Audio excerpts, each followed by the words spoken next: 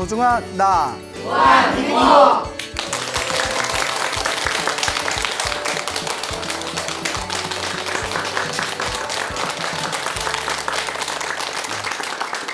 예, 만나서 반갑습니다. 예, 광호 스님이라고 합니다. 우리가 부처님의 제자를 불제자라고 합니다. 그래서 불제자를 줄여서 불자라고도 합니다. 이 부처님의 제자, 불자의 가장 중요한 기준이 어디에 있을까요? 물론 여러분들에게 이 질문에 대해서 대답을 하라고 하면 굉장히 많은 답이 나올 겁니다.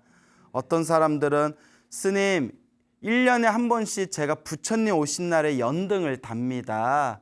그러면 불자라고 할 수 있겠습니까? 혹은 어떤 분은 스님, 제가 가끔씩 절에 가서 마음이 적적할 때 부처님한테 기도도 올리고 절에서 비빔밥도 얻어먹습니다. 불자라고 할 수 있겠습니까? 또 어떤 분은 스님, 저희 집안이 대대로 불교 신자였습니다. 그러면 저도 불자라고 할 수 있겠습니까? 이와 같은 여러 가지 답이 나오겠죠. 자, 그런데 불교에서는 가장 위대한 세 가지 보배가 있다고 합니다. 몇 가지 보배? 예, 세 가지 보배라고 해서 그것을 삼보라고 합니다. 뭐라고 한다? 삼보. 예, 그래서 부처님과 부처님의 가르침과 부처님의 가르침을 따르는 스님들을 바로 불, 법, 승, 삼보라고 부르게 되죠. 그래서 불법승이라고 할 때 이 불은 붓다라고 합니다. 뭐라고 한다? 붓다. 인도말로 붓다예요. 그래서 눈을 뜬 자, 마음의 깨달음을 얻은 자라는 뜻입니다. 그래서 마음의 눈을 뜨신 분이라고 우리가 표현할 수 있겠죠. 그리고 법은 산스크리트어로 다르마라고 합니다. 뭐라고 한다? 다르마, 가르침, 진리라는 뜻입니다. 그리고 승은 산스크리트어로 쌍가라고 부릅니다. 뭐라고 부른다?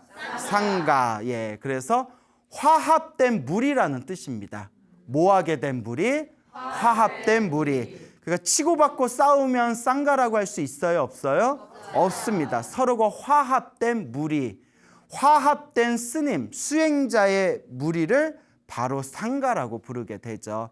그래서 붓다, 다르마, 상가, 부처님, 가르침, 스님들.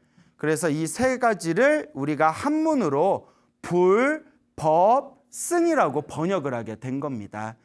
그래서 이 불법승 삼보에 귀의한다. 그래서 이 귀의라는 것은 돌아갈 귀, 의지할 의 해서 돌아가 의지한다. 그러니까 당신에게 돌아가 의지합니다. 조금 더 직설적으로 표현하면 당신을 공경합니다. 당신을 의지하면서 살겠습니다. 당신을 존중합니다 라는 뜻이 있습니다. 그래서 귀의를 돌아가 의지합니다. 그러니까 당신을 공경하고 당신을 존경합니다. 당신을 의지하겠습니다. 이 귀의라는 것을 이제 우리가 흔히 나무라고 번역을 합니다. 뭐라고 번역한다? 나무. 그래서 나무 아미타불, 나무 관세음보살, 나무 지장보살. 그래서 산스크리트와 나마스에서 나온 말입니다. 나마스. 뭐 밥 먹다가 짜장면이 나마스? 이게 아니라 당신께 귀의합니다. 그래서 나마스라는 단어가 이제 중국에 와서 음을 따가지고 나무라고 이제 번역이 된 거예요. 이제 나무가 어떤 뜻인지 알겠죠? 네. 예, 인도말 나마스에서 나온 말로서 귀의, 당신에게 돌아가 의지합니다. 당신을 공경합니다. 당신을 존중합니다 라는 뜻이 있습니다. 그래서 나무 아미타불 하면 아미타 부처님께 귀의합니다. 나무 관세음보살 하면 관세음보살님께 귀의합니다. 나무 지장보살 하면 지장보살님께 귀의합니다. 그래서 이 나무라는 말을 잘 이해를 못하면 부처님께서는 화분을 좋아하셨나 보다. 앞에 나무자가 많이 붙는구나. 그래서 우리 불자들도 나무를 사랑하셨던 부처님처럼 우리가 환경을 위해서 열심히 노력해야 되겠다라는 약간 얼토당토 않은 결론에 이를 수가 있어요. 그래서 우리 불자들이 환경을 지키고 보호해야 되겠지만 나무라는 뜻은 그렇게 깊은 뜻이 있다는 걸 명심하시길 바랍니다. 그래서 이와 같이 삼귀의라는 것은 세 가지에 귀의한다. 몇 가지에 귀의한다? 그 세 가지가 무엇일까요? 불, 법, 승. 부처님, 가르침, 스님들께 의지합니다. 이 삼귀의를 해야 진정한 불자라고 경전에 나옵니다. 이 삼귀의를 하지 않으면 아무리 절에 가서 부처님 오신 날에 연등을 달아도 불자라고 할 수 없습니다. 물론 연등을 당 보시공덕은 있어요. 공덕은 있지만 삼귀의를 해야 진정한 불자라고 할 수 있고, 아무리 절에 가서 비빔밥을 많이 먹어도 삼귀의를 하지 않으면 진정한 불자라고 할 수가 없습니다. 그리고 아무리 우리 집안에 불교 신자가 많다 하더라도 내가 내 입으로 삼귀의를 하지 않으면 진정한 불자라고 할 수가 없습니다. 삼귀의는 어떻게 해야 되느냐? 아주 간단해요. 그냥 마음으로 거룩하신 부처님을 생각하면서, 법당에서 해도 되고 뭐 집에서 해도 돼요. 마음으로 거룩한 부처님을 생각하면서 저는 불, 법, 승, 그러니까 부처님과 가르침과 스님들께 귀의하겠습니다 라고 정성스럽게 마음을 일으키면 그게 바로 삼귀의가 된 거예요. 그러면 그 삶은 이제 불자가 된 겁니다. 근데 우리 경전에 보면 삼귀의를 한 사람과 삼귀의를 하지 않은 사람은 굉장히 공덕의 차이가 크답니다. 그래서 착한 일을 똑같이 많이 했다 하더라도 삼귀의를 한 사람이 선업을 짓는 거와 삼귀의를 하지 않는 사람이 선업을 짓는 것은 차이가 있다 없다? 있다. 엄청난 차이가 있대요. 그래서 불교에서는 우리가 죽은 뒤에 보배, 보석을 가져갈 수 있을까요? 없을까요? 죽은 뒤에 가져가요? 못 가져갑니다. 여러분들 집에 있는 뭐 목걸이, 액세서리, 반지, 귀걸이 죽은 뒤에 가져갈 수 있다 없다? 가져갈 수 없어요. 어차피 못 가져갈 거 너무 집착하지 마세요. 네. 그냥 저한테 가져오세요. 제가 좋은 데 써드릴게. 자, 그런데 사람이 죽은 뒤에 가져갈 수 있는 보석은 오직 하나밖에 없답니다. 바로 선업.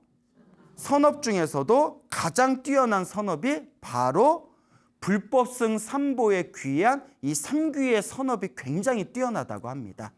여러분들이 죽은 뒤에 가져갈 수 있는 건 업보밖에 없어요. 뭐밖에 없다? 업보. 근데 업보라는 건 좋은 업도 있고 나쁜 업도 있죠. 좋은 업을 선업이라고 하고 나쁜 업을 무엇이라고 하죠? 악업이라고 합니다. 그럼 우리가 죽고 나서 가져가야 될 것이 선업이 있고 악업이 있다면 여러분들이 이왕이면 무엇을 가져가고 싶으세요? 예, 그러면 이렇게 살면 안 됩니다. 예, 매일 기도도 하시고 염불도 하시고 보시도 하시고 그렇게 끊임없는 공덕의 삶을 살아야 됩니다. 여러분들이 지은 업은 반드시 누가 가져간다? 반드시 내가 가져간다라는 것을 꼭 명심하시길 바랍니다. 자, 그래서 이 삼귀에 대한 이 중요성에 대해서 부처님의 경전에서 굉장히 자주 나오는데, 이 부처님 당시에 재미난 일이 있었습니다. 500명의 스님들이 모여서 어느 날 이렇게 잡담을 나눴다고 합니다. 이런저런 잡담을 나누면서 그 어떤 스님이 세상에서 가장 즐거운 게 뭘까라고 질문을 던졌대요. 여러분은 세상에서 가장 즐거운 게 뭐예요? 저는 잠. 졸려요. 자고 싶어요. 예? 좀 졸린 게 좀 느껴지나요? 안 느껴져요? 예. 그냥 더 밤을 새워야 되나? 자, 세상에서 가장 즐거운 것이 무엇이냐라고 질문을 던졌을 때 어떤 스님은 권력의 즐거움이다라고 했대요. 어떤 스님은 권력을 쥐고 통치를 하고 이제 자신이 이제 정치를 하는 게 세상에서 제일 재미난 일이 아니겠냐. 라고 하는 스님이 있었고, 어떤 스님은 야야야 그거 머리 아파서 그거 못 쓴다. 그 정치 몇 번 하고 권력 주겠다고 이리 싸우고 저리 싸우면 머리털이 나만 하지 않고 다 뽑힐 거다. 뭐 어차피 삭발했는데 뭐. 예. 권력의 즐거움보다는 역시 사랑하는 사람과 함께하는 즐거움이 가장 크지 않겠냐. 예, 그래서 로맨티스트인가 봐요. 사랑하는 사람과 사랑을 나누는 게 세상에서 가장 큰 즐거움이 아니겠냐라고 라고 하는 스님이 있었고, 그 결혼도 못하는데 별 얘기를 다 해. 그렇죠? 또 어떤 스님은 야야야, 사랑하는 사람하고 아무리 지낸다 하더라도 시간 지나면 결국 뭐 네가 잘났니 내가 못났니 뭐 미운정 고운정 다 붙고 이리 싸우고 저리 싸우고 지지고 볶더라. 역시 세상에서 가장 즐거운 거는 쌀밥에 고깃국이다. 배불리 먹는 게 최고다. 이렇게 스님들끼리 막 잡담을 하고 있었어요. 부처님이 지나가시다가 그걸 보십니다. 우리 스님들이 무슨 대화를 나누고 있을까 하고 딱 들어봤더니 얼마나 부처님이 황당하겠어요. 머리 깎은 스님들이 진짜 별 그지 같은 얘기하고 있으니 부처님이 이제 너무나 안타까워서 아직 저희들이 번뇌가 사라지지 않고 수행의 힘이 깊질 못해서 저렇게 엉뚱한 소리들을 하고 있구나. 그래서 부처님이 이제 스님들이 모여서 잡담하고 있는 곳에 쓱 찾아가십니다. 부처님이 이미 다 알면서도 일부러 물어보세요. 그대 비구들아, 스님들아, 지금 무슨 대화를 나누고 있었냐? 그러니까 어떤 스님이 이제 솔직하게 얘기를 합니다. 솔직하게 이야기를 하면서 세상에서 가장 즐거운 것이 무엇일까에 대해서 이야기를 나누면서 어떤 스님은 권력이 최고다, 어떤 스님은 사랑이 최고다, 어떤 스님은 배부른 게 최고다, 이렇게 이야기를 나누고 있었습니다 하니까 부처님께서 꾸짖으십니다. 너희들은 어찌 그렇게 어리석냐? 머리 깎고 출가자가 돼서 어째서 아직도 그렇게 어리석은 이야기들을 하고 있냐? 아무리 위대한 권력을 가지고 있어도 그것은 영원하다, 영원하지 않다? 영원하지 않다. 아무리 사랑하는 사람이 있어도 영원하다, 영원하지 않다. 영원하지 않다. 언젠가는 이별이 찾아온다. 아무리 배불리 먹어도 영원하다, 영원하지 않다. 예, 하루 지나면 또 배고파지잖아요. 왜 영원하지 않는 것에 대해서 그렇게 애착을 가지느냐? 이것은 모두 윤회하는 법이다. 무엇하는 법이다? 윤회. 윤회라고 다 아시죠?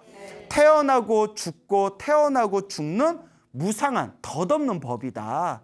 그러니 이것은 진정한 기쁨, 진정한 즐거움이 아니다라고 부처님께서 신랄하게 꾸짖으십니다. 그 부처님께서 다음과 같이 이야기하십니다. 불자라면 꼭 새겨 들으셔야 됩니다. 이 세상에 부처님이 출현한 것이 가장 큰 축복이요. 이 세상에서 부처님의 위대한 법문, 위대한 가르침을 들을 수 있는 것이 가장 큰 축복이요.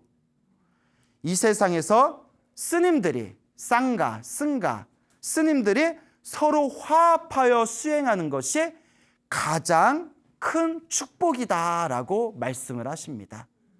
그래서 우리 불교에서는 이런 이야기가 있습니다. 이번 생에 우리가 태어나고 죽고 태어나고 죽는 것을 끊임없이 반복하면서 사람으로 태어나기 어렵고 사람으로 태어나도 무엇을 만나기 어렵다? 부처님의 법을 만나기가 어렵다라고 하셨습니다. 그래서 불자라면 마땅히 내가 이번 생에 부처님과 부처님의 가르침과 이 스님들을 만날 수 있다는 것이 얼마나 내가 전생에 큰 성근과 복덕을 지은 이 공덕의 결과다라는 것을, 얼마나 내가 전생에 많은 복을 지었을까라는 것을 항상 마음에 되새기셔야 됩니다. 그래서 불자냐 아니냐의 가장 중요한 기준이 어디에 있다? 바로 삼귀, 불, 법, 승, 삼보에 귀하는 이 삼귀의 마음이 가장 불자의 기본되는 가장 중요한 마음이라는 것을 우리 불자분들께서 꼭 되새기시기를 바랍니다. 그래서 우리 불자들이 절에 가면 항상 법당에서 절을 3배를 합니다. 몇 배를 한다?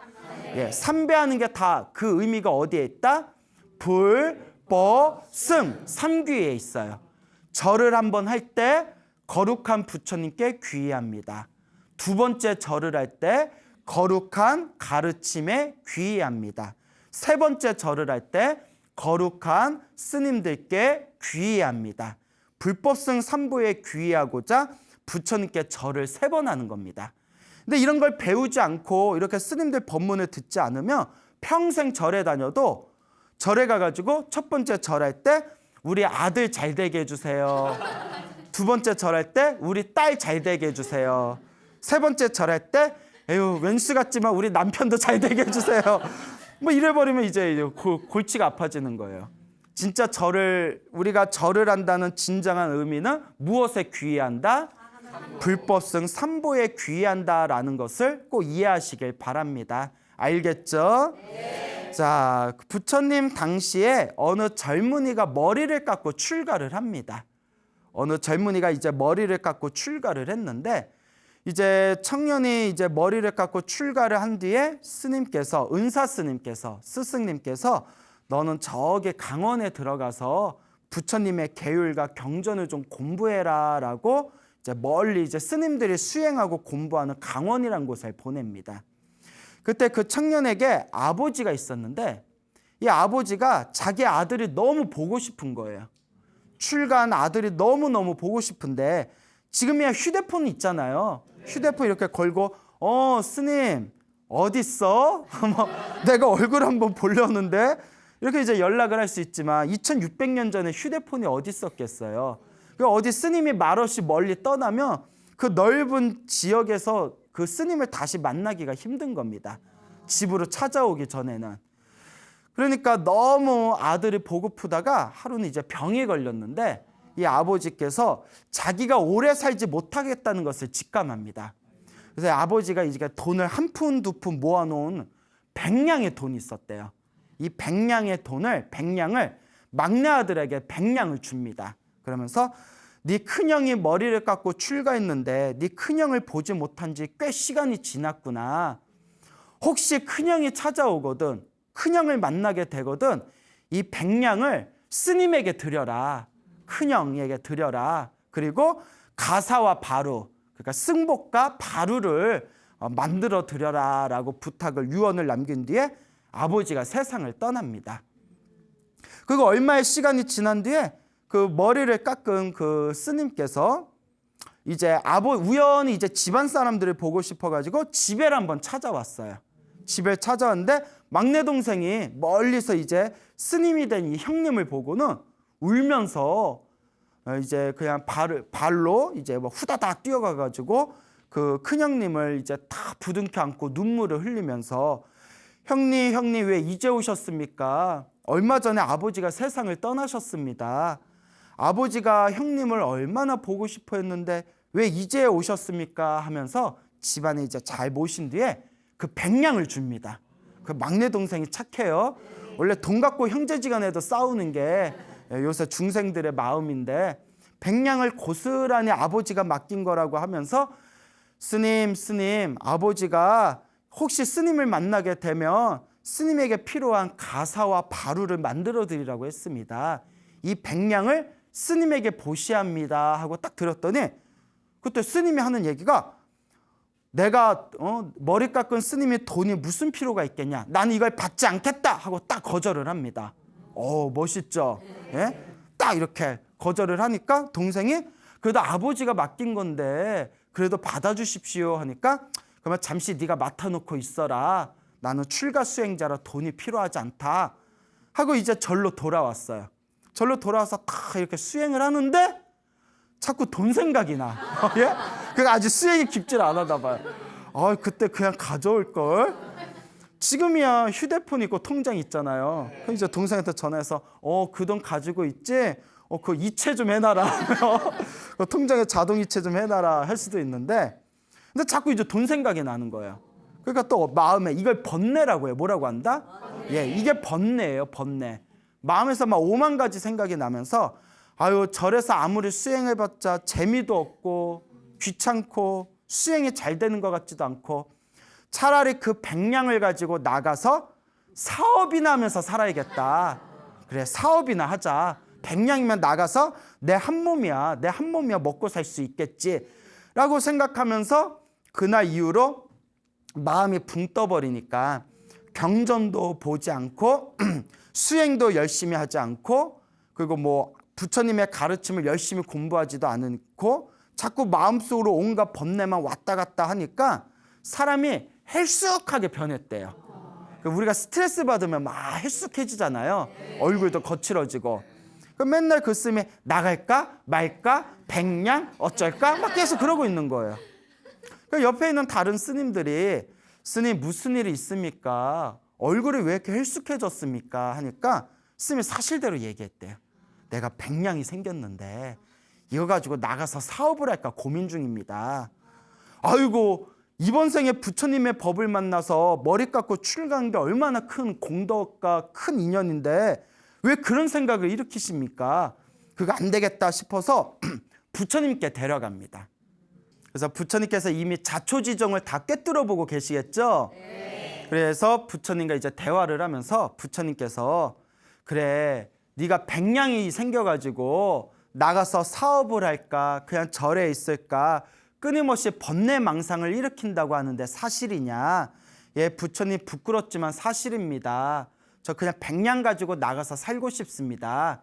부처님께서 그래 좋다. 백냥 가지고 나가서 살아도 좋다. 대신 나랑 주판주 한번 두들겨 보자. 그러면서 부처님께서 자 백냥으로 네가 나가서 뭘 할 수 있는지 한번 따져보자 해서 집 사는데 얼마, 가구 사는데 얼마. 또 집하고 가구만 있으면 안 되잖아요. 농사 지으려고 땅 사야 되는데 얼마. 또 땅 사면 소도 있어야 되잖아요. 소 사고 쟁기 사는데 얼마. 그리고 뭐 음료수하고 그릇하고 먹을 거 음식 좀 사는데 얼마. 또 밭에다가 씨 뿌릴 그 씨앗을 구하는데 종자를 구하는데 얼마 하고 하나 따져봤더니 백냥 갖고 되더라 안 되더라. 안 되다는 거예요. 이걸 네 글자로 택도 없다라고 하죠. 택도 없는 거예요. 백냥으로. 백냥으로 뭐 아무것도 할 수가 없는 거예요.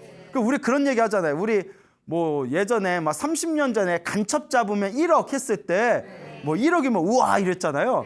지금 간첩 잡아서 1억이면 뭐 그런다면서 야 1억 갖고 뭐 하냐? 아 그런다면서요. 예. 그 백냥 갖고 할 게 없는 거예요. 그때서야 비구야. 비구. 스님아 비구요. 그대가 백냥 갖고 나가서 사업해봤자 고작 할 수 있는 게 얼마 없다. 나가봤자 그대는 계속 떼약볕 아래에서 사놓은 땅으로 소와 함께 농사를 지으면서 힘들게 살아야 된다. 네가 만약에 몸이 편하고자 나가려 한다면 그거는 어리석은 선택이다. 그러니 마땅히 그러한 것에 집착하지 말고 지금 이 순간 머리 깎고 출가해서 불법을 닦고 있으니 오로지 깨달음의 길을 걸어라. 깨달음을 얻어서 중생을 제도해야 되지 않겠느냐라고 부처님께서 말씀을 하셨습니다. 그러면서 부처님께서 하시는 말씀이 예전에 머나먼 과거 전생에 어느 전륜선왕, 어느 황제가 있었는데 이 황제는 신통력이 있어서 서로 왼손과 오른손에 딱 치기만 하면 하늘에서 황금이 쏟아져가지고 허리만큼 쌓였다. 그와 같이 하늘의 신이 36번 죽고 하늘의 신이 36번 태어날 정도로 기나긴 세월 동안 온갖 쾌락과 온갖 즐거움을 누렸어도 그 황제는 만족을 얻었다 못 얻었다? 만족을 얻지 못했다. 이와 같이 우리의 이 번뇌는 그 무엇으로도 외부의 바깥의 무엇으로도 만족을 얻을 수가 없는 것이다. 그러니 그대여 나가서 세속적인 쾌락의 만족을 얻겠다는 그 마음을 내려놓아라 라고 부처님께서 법문을 하십니다. 그 이야기를 듣고 수많은 스님들께서 거룩하신 부처님이시여 그 과거 전생에 서로 손바닥을 마주치기만 하면 하늘에서 황금이 쏟아졌다는 그 황제의 이야기를 좀 들려주십시오 라고 하니까 부처님께서 다음과 같은 법문을 해주십니다. 머나먼 과거 전생, 수없는 과거 전생에 만다따라는 이름의 황제가 있었다고 합니다. 이름이 뭐라고요? 만다따. 예. 이 만다따라는 황제가 있었는데 이 만다따라는 황제는 전생에 복을 많이 지었는지 태어났을 때부터 신통력이 있었다고 합니다. 그래서 자기가 원하기만 하면 하늘을 향해서 주먹을 흔들고 서로 왼손과 오른손을 서로 딱 치기만 하면 하늘에서 황금비가 쏟아졌다고 합니다.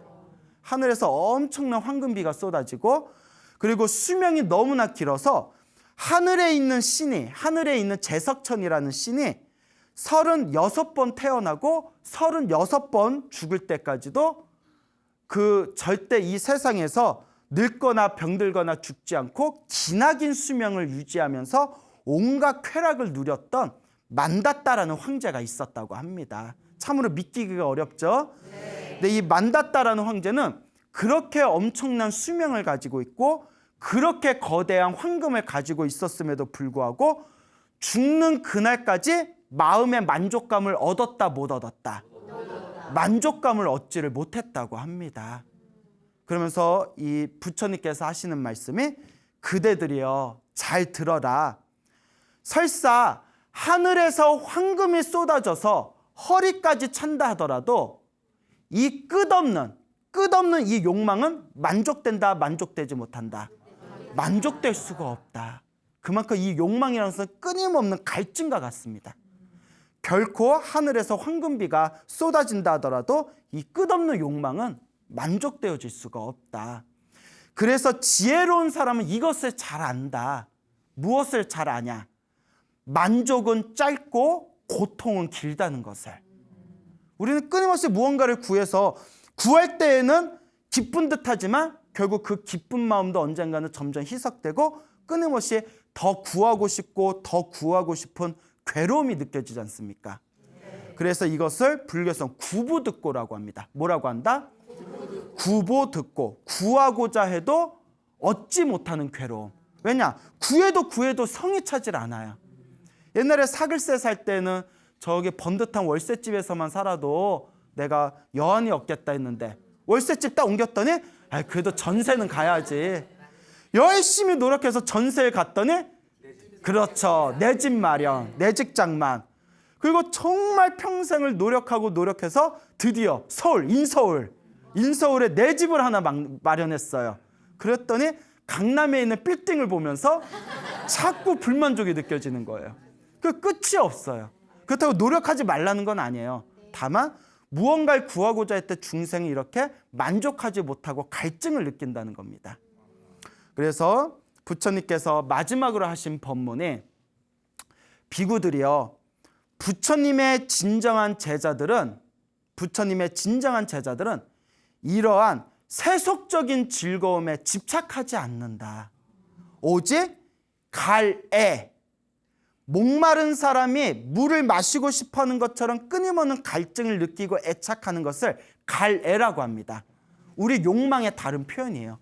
우리 욕망이 목마른 사람이 물을 구하듯이 막 온갖 욕망이 무언가를 얻고 싶고 무언가를 쥐고 싶고 무언가를 취하고 싶어가지고 끊임없이 갈증을 느낀다는 거예요.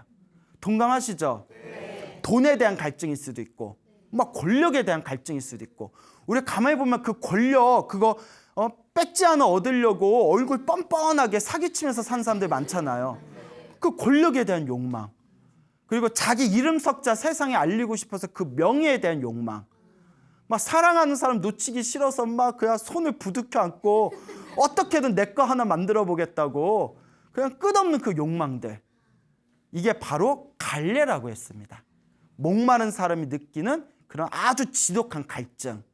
그래서 부처님께서는 진정한 부처님의 제자들은 오직 세상의 즐거움을 추구하지 않고 오직 이 갈래, 이 집착을 소멸할 뿐이다 라고 법문을 하십니다. 그래서 사실 불교라는 것은 내려놓음의 가르침이에요. 무엇의 가르침이다? 내려놓음. 사실 우리 중생들이 살아가면서 우리 앞에 펼쳐진 우리의 인생이라는 걸 보면 부처님께서는 우리 인생은 8가지의 괴로움으로 이루어져 있다고 합니다. 몇 가지의 괴로움? 8가지. 크게 나눠서 8가지라는 거예요. 더 쪼개면 수많은 괴로움이 있겠지만 이 8가지 괴로움을 팔고라고 합니다. 뭐라고 한다? 팔고. 첫째, 태어나는 것 자체가 이미 괴로움이라는 거예요. 왜냐? 태어나면 이제 늙고 병들고 죽어야 돼요. 늙어가면서 점점 내 몸에 힘이 빠져들고 옛날에 그렇게 반짝반짝 빛나던 내 얼굴에 주름살이 생기고 검버섯이 생깁니다. 막 마음은 20대 같아요. 마음은 당장이라도 내가 백두산 쉬지 않고 올라갈 것 같아요. 근데 한 10걸음 걸으면 아이고 그거 허리야. 아이고 그거 허리야. 제가 한때 별명 곰이었어요. 곰. 왜냐면 밥 먹고 라면 한 두세 개 먹고 밥 말아서 잠을 자면 열 몇 시간씩 잤어요. 그래서 뭐 동면을 취한다고 곰이었어요. 곰이었는데 진짜 막 열 몇 시간씩 잤거든요. 너무 피곤하니까 한 뭐 일주일에서 5일, 6일은 막 정신없이 일하고 난 뒤에 마지막 하루는 막 그냥 푹 퍼지는 거 있잖아요. 이제는 허리가 아파서 못 자. 예? 이제는 허리가 아파. 그 느낌 아세요? 옛날에는 열 몇 시간도 그냥 막 퍼졌는데 이제는 허리가 아파서 중간에 깬다니까요. 세상에, 이게 나이 드는 거구나. 나는 자다가 허리 아픈다는 게 이해가 안 됐어요. 자는데 허리가 편하지 왜 허리가 아파요? 근데 허리가 아프다니까요. 태어나는 게 늙고 또 여러분 병들어봤죠. 얼마나 괴로워요. 저도 하다도 우리 감기 몸살만 걸려도 막 죽을 듯이 힘들잖아요.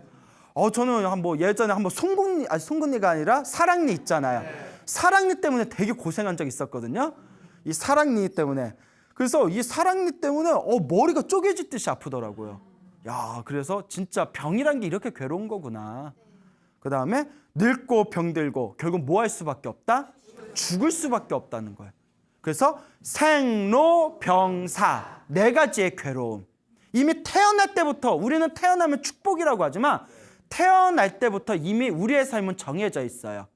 늙고 병들고 결국 죽어야 돼요. 그래서 이미 괴로움의 시작이라는 거예요. 그래서 네 가지가 있고 다섯째는 사랑하는 사람 못 만나서 괴롭고 사랑을 너무 사랑하는 사람인데 만나요 못 만나요? 못 만나서 괴로워요. 그걸 군대 가면 느껴요. 뭐 지금 군대는 그래도 막 휴대폰도 쓸 수 있다면서요. 옛날 저희 20년 전에 군 생활할 때는 정말 굉장히 삶이 빡빡했거든요. 퍽퍽했는데 잘 보세요. 오죽하면 여자친구가 전화 안 받는다고 타령을 해요. 타령하면 진짜 인생 망치는 거거든요. 영창 가고 빨간 줄 그어지고 그걸 알면서도 눈이 가려져 버린다니까요. 미치겠대요. 타령해서라도 그녀를 보고 싶대요. 타령해서라도 그녀를 보고 싶다. 내 인생이 망가져서라도 그녀를 보고 싶다. 그런 마음으로 독립운동이나 하든가.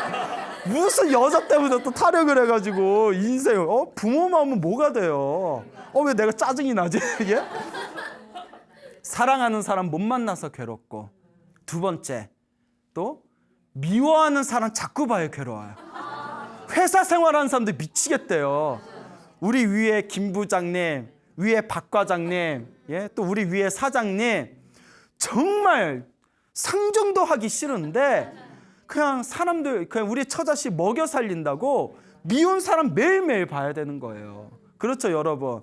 또 저거 친한 신도분들이 식당 하시는 신도분이 계세요. 아주 그냥 그 큰 식당을 하시는 분이 계시는데 식당 하면서 자기가 인생에 만나야 할 모든 증상들을 한 달 안에 다 만난대요. 살다 이런 경우 처음이라고. 이거 뭐지? 그리고 여러분 제발 남들 밥 먹는데 애기 기저귀 좀 갈지 마세요. 예? 내 새끼 똥은 구수해요. 근데 다른 사람들은 결국 똥일 뿐이에요. 무슨 말인지 알죠? 하여튼 별의별 일이 다 있대요. 상상도 못할 일이 다 있대요. 자, 그런데 결국 먹고 살려면 어떻게 해야 돼? 장사하고 그런 사람들 볼 수밖에 없잖아요. 미워하는 사람 자꾸 봐야 괴롭고. 그 다음에 또 하나가 구부듣고, 아까 이야기한 구하고자 해도 얻을 수가 없어서 구해도 계속 갈증이 나고, 그리고 정말 구하고 싶어도 얻어지지가 않는 거예요. 그래서 구부듣고. 그 다음에 이제 마지막에 내 몸과 정신 자체가 끊임없는 불만족의 연속이라는 거예요. 내 몸과 마음을 가만히 살펴보면 끊임없는 불만족이에요. 눈썹이 더 진했으면 좋겠다. 입술이 더 두툼했으면 좋겠다. 피부 좀 더 좋았으면 좋겠다. 내 성격이 이랬으면 좋겠다. 나 손가락이 더 예뻤으면 좋겠다. 끊임없는 불만족의 연속이에요. 그래서 저는 거울을 잘 안 봐요. 거울 보면 내가 심란해가지고 왜 이렇게 귀엽지? 네, 농담이에요. 뭐 소리를 질러. 예. 자, 그래서 이제 웃자고 한 말입니다. 예. 그래서 웃으면 되게 예쁘세요. 예, 농담이에요. 자, 태어나고 늙고 병들고 죽어서 4가지 괴로움. 사랑하는 사람 못 만나서 괴롭고, 미워하는 사람 자꾸 봐야 괴롭고, 구하고자 해도 얻을 수가 없어서 괴롭고, 마지막에 내 몸과 내 마음을 구성하는 이 내 존재 자체가 끊임없는 불만족의 연속이라는 거예요. 자, 그러면 이 8가지 괴로움을 우리가 아름답게 정화시킬 수 있는 가장 좋은 방법이 무엇일까요? 첫 번째가 내려놓아라. 내려놓아라. 뭐해라? 내려놓아. 어차피 나에게 주어진 삶이라면 그냥 묵묵하게 최선을 다하면서 살아갈 뿐이에요. 살아가면서 힘들고 괴롭고 끊임없는 불만족의 상황이 펼쳐졌을 때 때로는 잠깐 멈추고 뭐 할 필요가 있다? 내려놓을 필요가 있어요. 무슨 말인지 알겠죠? 네. 우리 불교는 명상의 종교입니다. 명상을 통한 깨달음의 종교예요. 그래서 2600년 동안 이 세상 어떤 종교도 불교만큼, 명상에서만큼은 불교만큼 세밀한 종교가 없어요. 2600년 동안 수많은 깨달은 자들이 이 명상 수행을 통해서 우리 마음의 상태를 완벽하게 설법해 놨습니다. 불교가 너무 매력적인 종교예요. 우리의 마음의 상태를 끊임없이 살펴봤을 때 근원적으로 우리 모든 괴로움의 뿌리는 결국 집착입니다. 그 집착 하나만 딱 내려놓으면 세상이 변해요. 사랑하는 사람 못 만나서 괴롭죠. 사랑하는 그 사람의 집착을 한번 쉬어주는 거예요. 미워하는 사람 자꾸 봐요, 괴롭죠. 미워하는 그 사람에 대한 그런 증오심과 감정을 한번 쉬어주는 거예요. 결국은 누가 편안해질까요? 내가 편안해집니다. 구할 수 없어서 나를 힘들게 하는 그것을 한번 내려놓는 거예요. 누구 마음이 편안해질까요? 내 마음이 편해집니다. 그렇다고 포기하라는 건 아니에요. 그게 중요합니다. 그래서 불교 공부를 잘못하는 사람들이 불교를 허무주의로 이해해요. 허무주의는 절대 불교가 아닙니다. 다만 불교에서는 최선을 다해라. 단 최선을 다해도 안 되는 것은 어떻게 해라? 내려놓아라. 그게 우리 마음에 더 큰 편안함을 가져다 준다는 거예요. 그래서 여러분들도 꼭 명심하시길 바랍니다. 이 인생을 살면서 힘들고 괴로운 일이 있을 때 그 힘들고 괴로운 일을 최선을 다해서 한번 바꿔보세요. 아니, 바꾸세요. 포기하라는 게 아니에요. 최선을 다해서 뭐 해라? 바꿔라. 단 바꿔도 바꿔지지 않는다면 그때는 내 마음을 바꿔보세요. 바꿀 수 있는 건 바꾸되 도저히 바꿀 수 없을 때는 차라리 누구 마음을 바꿔라? 내 마음을 바꿔라. 내 한 마음이 바꿔지면 이 세상을 바라보는 나의 눈빛이 바꿔지게 될 겁니다. 그러니 여러분, 부처님의 이 가르침은 너무나 위대하고 이번 생에 부처님과 부처님의 가르침과 스님들을 만날 수 있다는 것은 전생의 큰 복덕과 성근과 크나큰 공덕입니다. 그런데 이번 생에 사람으로 태어나고 이번 생에 불법을 만났다는 것을 내가 정말 전생에 큰 복을 지었구나라는 다행하다는 마음을 가지시고 묵묵하게 불자로서 여러분들의 삶을 수행을 통해 아름답게 바꿔나가시길 바랍니다. 알겠죠? 네. 여러분, 행복해지고 싶습니까? 네. 행복한 삶을 창조하고 싶습니까? 네. 복을 지으십시오. 선업을 지으십시오. 공덕을 쌓으십시오. 복과 선업과 공덕의 힘이 여러분들을 진정한 행복의 길로 이끌어 줄 것입니다. 여기서 마치겠습니다. 소중한 나 무한 행복.